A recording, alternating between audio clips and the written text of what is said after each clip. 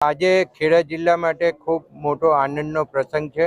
78મો સ્વાતંત્ર્ય દિવસનો પર્વની ઉજવણી માન્ય મુખ્યમંત્રી શ્રી ભૂપેન્દ્રભાઈ પટેલ સાહેબના હસ્તે ઉજવવા જઈ રહ્યા છે। ત્યારે આજે એક રેલીનું આયોજન નડિયાદની અંદર કરવામાં આવ્યું હતું અને આજે ભવ્ય રેલી એસઆરપી કેમ્પથી નીકળી અને ઇફકોવાલા હોલ સુધી રેલી પહોંચી હતી અને આની અંદર લગભગ પોલીસના મિત્રો 2000થી પણ વધારે અને એમની જુદી જુદી બ્રાન્ચના ચેતક કમાન્ડોથી માંડીને ડોગ સ્ક્વોડથી માંડીને બાકીની બધી બ્રાન્ચીસના પોલીસ જવાનોએ એ પરેડની અંદર ભાગ લીધો હતો અને આ તિરંગા યાત્રાની અંદર નડિયાદની જે કોલેજોથી માંડી અને યુવાનોએ જે ભાગ 2 થી 2.5 યુવાનોએ ભાગ લીધો હતો એ આજે ખૂબ આનંદનો વિષય છે અને ખૂબ સારી રીતે આ તિરંગા યાત્રા પૂર્ણ થઈ છે।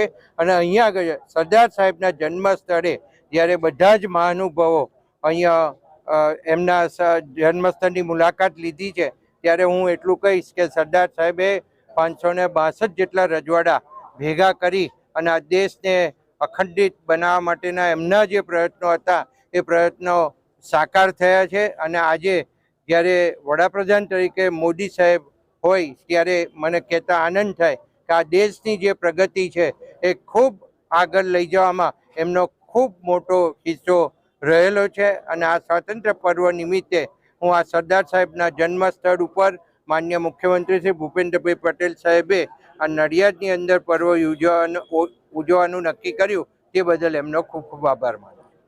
78મા સ્વાતંત્ર્ય પર્વ નિમિત્તે મુખ્યમંત્રી શ્રી ભૂપેન્દ્રભાઈ પટેલ ખેડા જિલ્લામાં આવી રહ્યા છે અને ખૂબ જ ઉત્સાહભર્યું વાતાવરણ છે। આ દેશમાં નરેન્દ્રભાઈ મોદીના શાસન પછી ઉત્તરોત્તર દર વર્ષે લોકોમાં દેશભક્તિનું પ્રમાણ વધતું ગયું છે। 2021માં નરેન્દ્રભાઈએ સામાન્ય જનતા અને તિરંગા વચ્ચેનું અંતર ઘટાડ્યું અને વિભાજન વિભેદિકા સ્મૃતિ દિવસની જાહેરાત કરી, જેના કારણે આ દેશ આઝાદ થયો ત્યારે આ દેશના લોકોએ જે તકલીફ વેઠી હતી એની વેદનાને મનમાં લઈને ખૂબ જ જુસ્સા સાથે આવી તિરંગા યાત્રાઓ દેશભરમાં ઠેર ઠેર નીકળી રહી હતી। અંતર્ગત સ્પોર્ટ્સ કોમ્પ્લેક્સથી લઈને એસઆરપી કેમ્પથી લઈને ઇફકોવાળા હોલ સુધી આ યાત્રા આવી।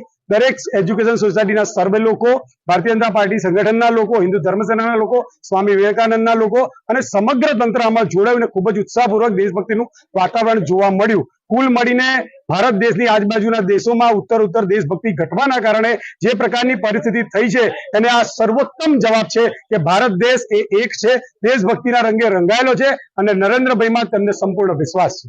સાહેબ, આ જે કોંગ્રેસ દ્વારા ન્યાય યાત્રા કાઢવામાં આવી છે, શું કેવું?